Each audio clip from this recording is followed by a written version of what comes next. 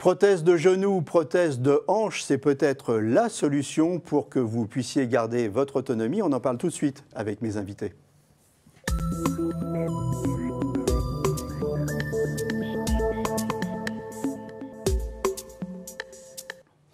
La prothèse totale de hanche est l'une des interventions chirurgicales les plus pratiquées en France, avec 150 000 interventions par an. 12% des seniors souffrent d'arthrose, genoux, hanches, problèmes récurrents chez les seniors. On en parle tout de suite avec mes invités. Avec moi sur le plateau, le docteur Tarek Alaeddine. Vous êtes chirurgien orthopédiste et traumatologue, spécialiste du genou. Le docteur Alexis Nogier. Vous êtes chirurgien orthopédiste et traumatologue et spécialiste de la hanche, vous. Claudine Després, vous êtes avec nous sur le plateau pour témoigner aujourd'hui. Vous allez nous parler de vos genoux. T'as de beaux genoux, Claudine. Et Claude Hérol, vous allez nous parler de vos hanches. Mais d'abord, on va se tourner vers Claudine. Alors Claudine, vos genoux, racontez-nous un peu votre parcours. Bien, écoutez, j'ai commencé par aller voir un rhumatologue parce que j'avais des douleurs du genou et j'ai eu des traitements anti-inflammatoires, des crèmes à mettre sur le genou parce qu'il était un peu gonflé. Et puis je me rendais compte que les douleurs étaient toujours là. Alors ensuite, je suis allée consulter un orthopédiste qui m'a conseillé de mettre dans un premier temps des semelles orthopédiques dans mes chaussures, que ça me soulagerait le genou. Et en fait, les douleurs existaient toujours. Donc, je me suis tournée vers un spécialiste du genou. Et c'est comme ça que vous vous êtes fait poser votre première prothèse de genou. Ça, c'était en 2014, c'est ça? Oui. Voilà. Ça a bien marché? Très bien. Très, très bien. J'ai complètement oublié que j'ai des prothèses de genou. On peut remarcher... courir, faire du sport. Donc c'était tellement bien en fait qu'après vous en êtes fait poser une seconde, c'est ça? Voilà, exactement. Voilà. Et aujourd'hui tout va bien, vous n'avez jamais regretté? Tout va bien, j'ai jamais regretté, j'ai complètement oublié que j'avais des prothèses de genoux. Même et pour n'importe quel type d'activité? Pour n'importe quel type d'activité, voilà. Vous n'avez pas peur de faire du sport, de faire des choses? Non, non, il y a juste quand je monte plutôt sur un escabeau, je me dis tiens, fais attention de ne pas tomber. J'ai des prothèses, mais c'est tout. Est-ce qu'on a raison, docteur Alaeddine, d'avoir peur de se faire mal quand on a une prothèse? Finalement, la prothèse, souvent, elle est plus solide que le genou elle-même, non? Tout à fait, puisqu'on a un genou qui est réparé, qui est beaucoup plus fonctionnel que le genou natif qui avait de l'arthrose. Mais je pense que c'est un ressenti tout à fait naturel. On garde une petite appréhension lorsqu'on est dans des situations qui sont peut-être considérées à risque. Vous avez employé le mot réparer. On est vraiment, et là c'est une question que je pose à l'un et l'autre, on est rentré dans le siècle de l'homme réparé. Tout à fait. Oui, c'est ça, on peut le dire aussi. Oui, oui. Le genou, comment ça marche? Complexe, le genou? Le genou, c'est complexe. En fait, c'est même 3 articulations. Le genou, de par sa situation au plein milieu du membre inférieur, nous permet de tendre la jambe, de la plier, de pratiquer les escaliers, de s'accroupir, de se relever. Et effectivement, on subit beaucoup de contraintes, puisque dans la colonne de la jambe, on prend le poids de l'ensemble du corps. Et c'est pour ça que cette articulation est soumise à rude épreuve et va pouvoir, dans le temps, s'user. Alors, une prothèse du genou, dans quel cas on pose une prothèse? On pose une prothèse lorsqu'on a une usure qui est très importante, qu'il n'y a plus de cartilage, c'est-à-dire que la surface, cette couche qui recouvre l'os au niveau de l'articulation, n'existe plus. On a un contact os contre os qui va aboutir à une douleur. C'est, je dirais, le symptôme principal pour lequel consulte un patient. De la raideur, souvent, et puis un gonflement et une impotence fonctionnelle, c'est-à-dire qu'on perd de la qualité de vie. Avant la prothèse, on passe tout de suite à la prothèse ou d'abord on va envisager des crèmes, comme vous le disiez, ou alors, je ne sais pas, des anti-inflammatoires, des infiltrations, des antidouleurs, des choses comme ça? Alors, tout dépend du degré d'usure de l'articulation. C'est-à-dire, lorsqu'on voit un patient qui a une usure qui est légère, on ne va pas lui proposer une prothèse. C'est vraiment une indication pour une usure qui est sévère. Donc, les crèmes, peut-être pas, parce que les crèmes, c'est quelque chose qui va aller en surface sur la peau, peut-être un peu sur le muscle, mais qui ne va jamais avoir une action sur l'articulation en elle-même. On peut avoir un traitement talgique, anti-inflammatoire, on peut préconiser de la rééducation, préconiser un traitement par lubrifiant en injectant par exemple de l'acide hyaluronique, parfois des corticoïdes lorsqu'il y a une inflammation ou des semelles orthopédiques. Mais lorsque l'usure n'est pas très conséquente et qu'on peut espérer récupérer un genou indolore. Est-ce que aussi on essaie de retarder la pose de la prothèse pour la poser le plus tard possible? Parce que si j'ai bien compris, ce qui est compliqué, c'est d'avoir à faire une deuxième intervention beaucoup plus tard, d'avoir à faire une reprise ou une repose de prothèse. Ouais. En règle générale, on considère en théorie que c'est à partir de la soixantaine qu'on va poser une prothèse de genou. En revanche, je pense qu'il vaut mieux réfléchir en considérant l'âge du genou et pas forcément l'âge chronologique du patient. C'est plutôt le degré d'usure de l'articulation qui doit nous amener à la solution thérapeutique. Et parfois, on peut être amené à avoir des patients qui ont 45, 50 ans, moins de 60 ans en tous les cas, avec un genou qui, lui, a une usure qui correspond à une usure naturelle à 60 ou 70 ans. Et pourquoi? Parce qu'ils ont fait beaucoup de sport, par exemple? Ça peut être une activité sportive ou des traumatismes ligamentaires qui ont abouti à ce qu'il y ait une articulation qui soit plus stable avec un jeu qui amène de l'usure. Ça peut être des traumatismes, des accidents, des fractures articulaires qui ont conduit à ce qu'il y ait une déformation de l'articulation et une usure par conséquent. L'opération, on va en parler après, mais avant, les différents types de prothèses. Il y a différentes matières, il y a différentes formes, comment ça se passe, est-ce que les prothèses elles sont faites sur mesure, comment ça se passe, racontez-nous. Ce n'est pas du sur mesure, je dirais que c'est du prêt-à-porter. Prêt-à-porter. Ouais. On verra après, quand on va s'intéresser à la hanche, oui, qu'eux, ils font du sur mesure. Oui, oui. Voilà. En prothèse de genou, c'est plus du prêt-à-porter, c'est-à-dire qu'on va avoir une gamme avec différentes tailles sur les différents implants, c'est-à-dire les zones qu'on va resurfacer, que ce soit au niveau du fémur, du tibia ou de la rotule, puisqu'on a, sur une prothèse totale en tous les cas, 3 zones à resurfacer. Donc là, on est plus dans une gamme avec différentes tailles, différentes largeurs pour le fémur, et d'autres pièces qui ont des épaisseurs qui vont être également, je dirais, différentes pour s'adapter à la morphologie du patient. Mais là, on parle de prothèse totale, on peut aussi mettre en place une prothèse partielle lorsqu'il y a uniquement une partie de l'articulation qui est usée. Hein, lorsqu'on a par exemple une zone en interne ici entre le fémur et le tibia, et que tout le reste est intact, que la jambe est bien axée, qu'il n'y a pas de problématique de raideur articulaire, on peut simplement remplacer cette petite zone-là par une petite articulation comme celle-ci, qu'on appelle une prothèse unicompartimentale, c'est-à-dire qu'on va venir mettre ici une pièce sur le fémur et une petite pièce sur le tibia. Et donc, on va avoir une petite articulation qui se fait. On va interposer juste une cale entre les deux. L'opération, comment elle se passe? C'est rapide, c'est en ambulatoire, on rentre le soir chez soi, ou c'est un petit peu plus compliqué que ça quand même? On peut. La tendance est de raccourcir en tous les cas la durée d'hospitalisation. Ça peut aller de l'ambulatoire jusqu'à en moyenne 2-3 jours d'hospitalisation. Tout dépend, je dirais, aussi de l'état de santé du patient, s'il peut rentrer ou pas chez lui le soir même ou le lendemain ou le surlendemain.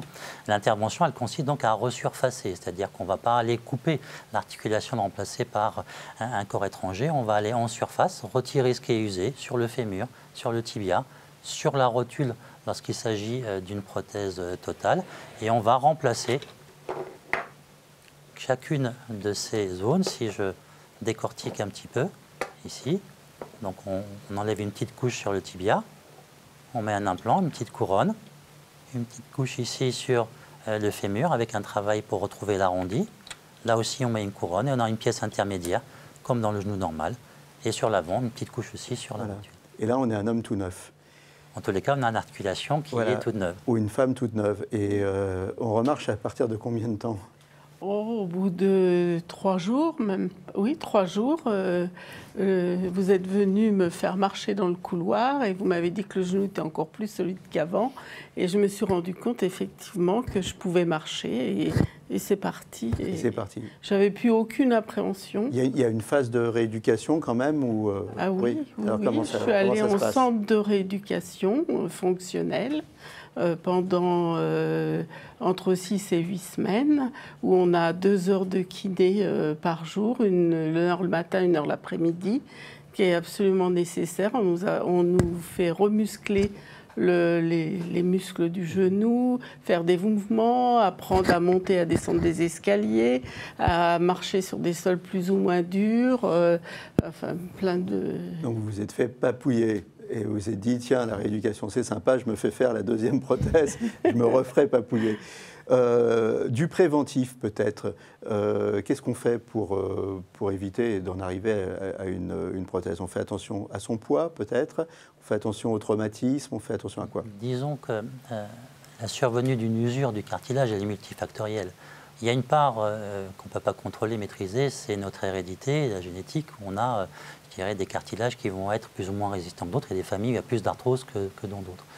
Donc sur ça, il va y avoir des cofacteurs qui vont être là. Effectivement, le poids peut en faire partie, la forme des jambes, jambes arquées, jambes en X, qui vont porter le poids du corps plus dans une zone. Une posture verticale, hein, c'est voilà. ça. Et puis l'activité qu'on va être amené à faire, qu'elle soit professionnelle ou sportive, tout ça va faire qu'on va décompenser ou pas cette usure et développer de l'arthrose plus ou moins précocement. Eh bien, vous savez quoi? On va se tourner vers la hanche maintenant.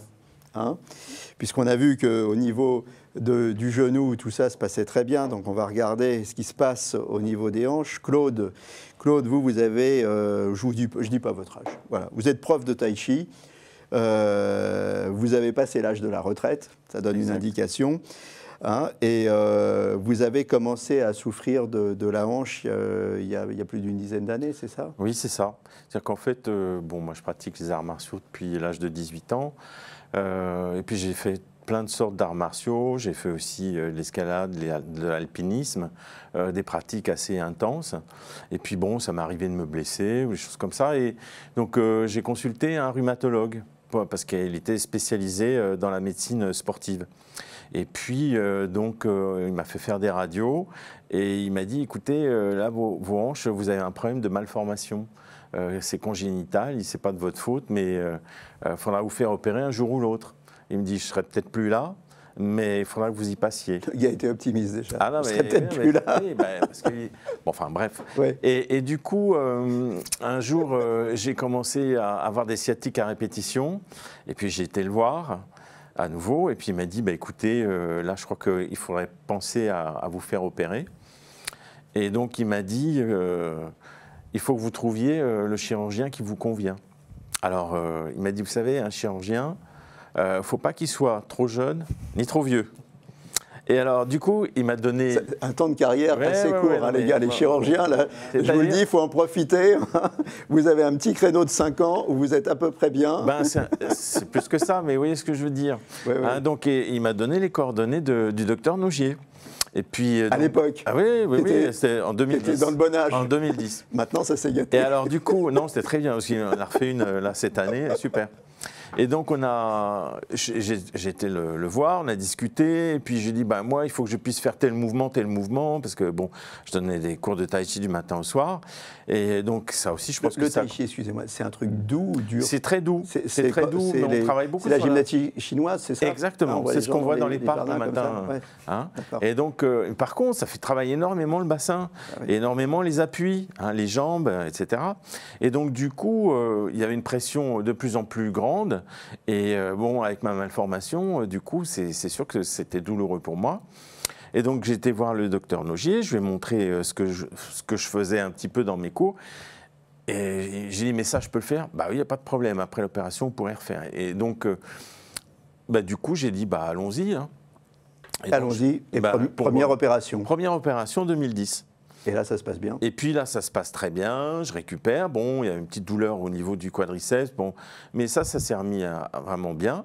Et puis, au bout de 10 ans, je commençais à boiter, à avoir des sciatiques. Et donc, je me suis dit... Pas sur la même hanche? Non, sur l'autre. Sur l'autre. Ah oui, oui. Et ça, c'est parce que vous avez reporté... Alors, vous avez changé de posture, non? Qu'est-ce que vous en pensez? Peut-être une histoire de compensation, mais je pense aussi une histoire d'usure, tout simplement. Oui. Ce qui est très intéressant dans ce que dit Claude, c'est les intrications entre des douleurs de hanche et les douleurs du rachis lombaire ou qui sont projetées. Quand on parle de sciatique, quand on parle de cruralgie, on pense à un nerf qui est comprimé dans la colonne, mais souvent ça peut être des douleurs qui masquent une arthrose de la hanche, une usure.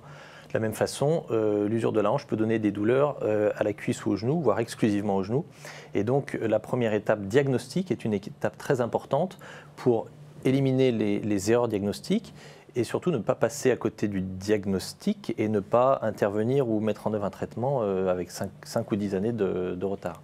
On va y revenir au diagnostic, c'est quelque chose d'important. On laisse Claude finir son histoire, parce qu'on en est à épisode 1. Oui. Maintenant, donc l'épisode 2, c'était donc le 13 juillet. On a eu la chance, ça s'est bien goupillé, parce qu'avec le Covid, jusque la veille, je ne savais pas si ça allait marcher. Et puis bon, ça a été, on a pu faire l'opération.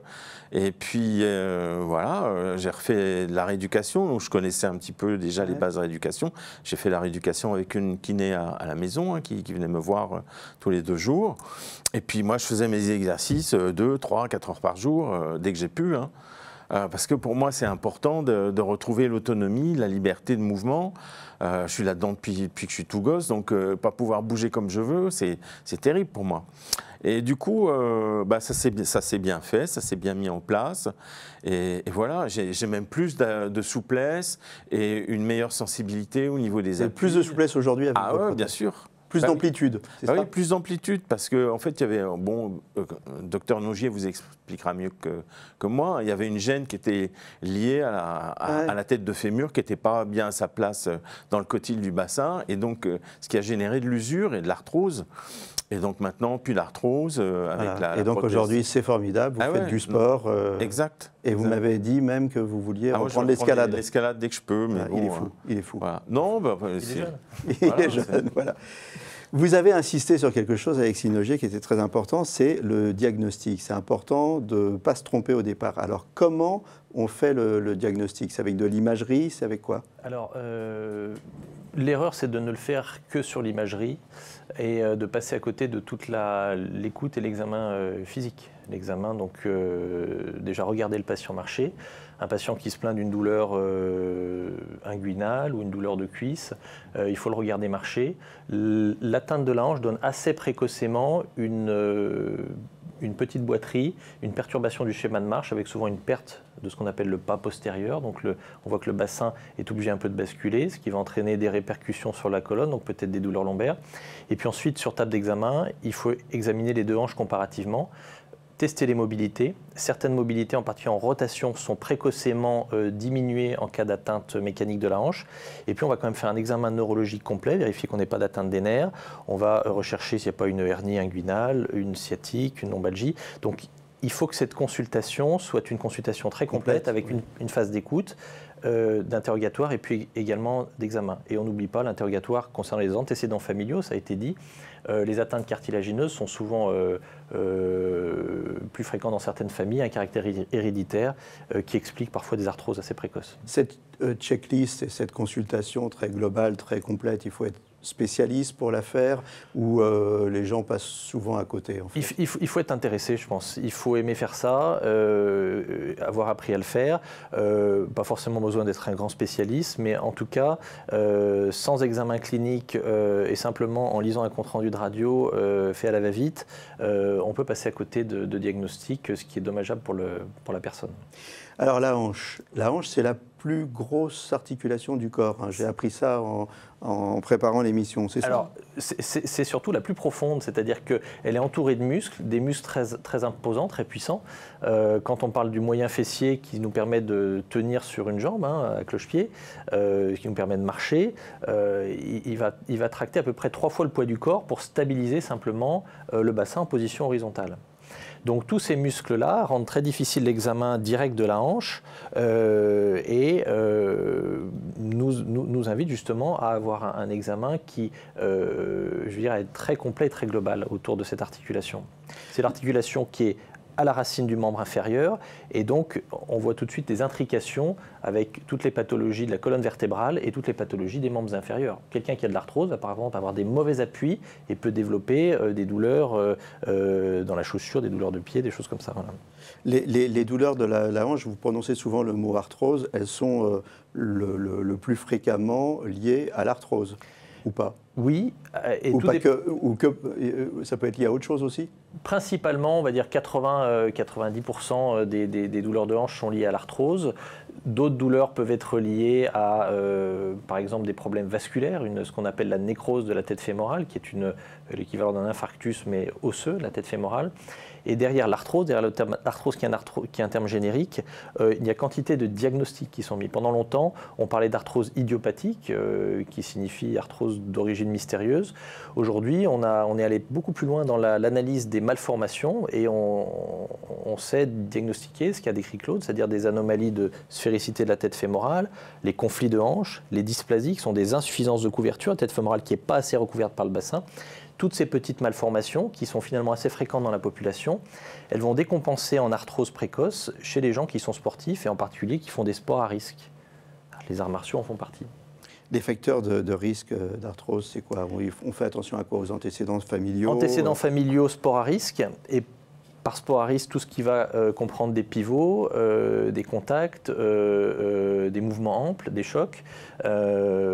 Certains sports sont particulièrement à risque, c'est le cas de la danse classique, puisque avec une hanche normale, on n'a quasiment pas de chance de faire une carrière de danseuse. Claude a arrêté la danse. Et Claude a dû arrêter sa carrière à l'opéra. Danseuse. J'étais Et pourtant, je vous aimais bien en tutu, Claude. Ah oui, bah ça vaut le coup. Ouais. Les symptômes. Oui, allez-y. Et les microtraumatismes ou les traumatismes sont également des facteurs de risque. Les symptômes, alors, qu'est-ce que c'est? Essentiellement la douleur, qui peut être antérieure au niveau du pli de laine, ou plus latérale, ou voire postérieure à la fesse, et puis qui a tendance à irradier vers la cuisse et le genou.